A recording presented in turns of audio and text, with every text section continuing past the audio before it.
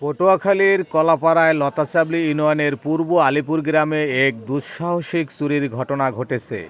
গতরাতে অন্ধকারে ৭ নং লতাচাবলি ইউনিয়নের ৩ নং ওয়ার্ডের স্থানীয় স্বেচ্ছাসেবক দল নেতার তালাবদ্ধ আলমারি ভেঙে নগদ টাকা ও স্বর্ণালংকার নিয়ে যায় দুর্বৃত্তরা।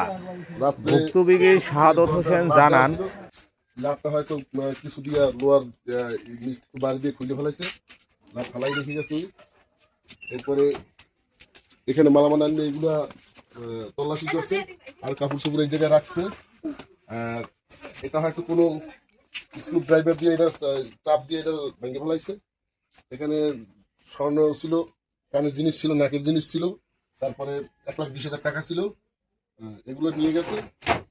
আর একটা মানিব্যাগ ছিল, এখানে টাকা ধরে এগুলো হাত দেয় নাই, এগুলো মনে করছে কিছু নাই, কিন্তু মনে করছে এই দুইটা জিনিস আটকানো ছিল, তো এই দুইটা জিনিস আটকানো ভাইবে হিসাব করছে যে আটকানো ধরন আছে, অবশ্যই এর ভিতরে কিছু আছে, যার কারণে এই দুইটি ভাঙছে। এই দুইটা ভাঙে এখানে যা যা ছিল সবই তল্লাশি করছে। তারপর আমি তো আলাপ করে রাত্রে আমি আমার রুমে ঘুমাই না, বাসা আর কেউ ছিল না, বেড়াইতে গেছে। সকালে উঠে আমি যখন দেখি যে দরজা মেলা, তখন তাকাই দেখি এই অবস্থা।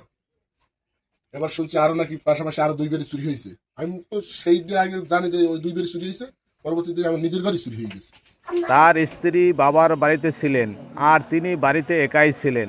চোর চক্রটি ঘরের অন্য পাশে থাকা বারান্দার মাধ্যমে প্রবেশ করে এবং আলমারি ভেঙে লুটতরাজ চালায়।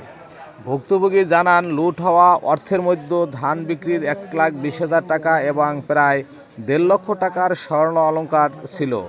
তিনি বলেন, আমার স্ত্রী বাড়িতে না থাকায় চোরেরা সুযোগ নিয়েছেন। এটি পরিকল্পিতভাবে করা হয়েছে বলে আমার ধারণা। এ ধরনের ঘটনায় স্থানীয়দের মধ্যে আতঙ্ক বিরাজ করছে।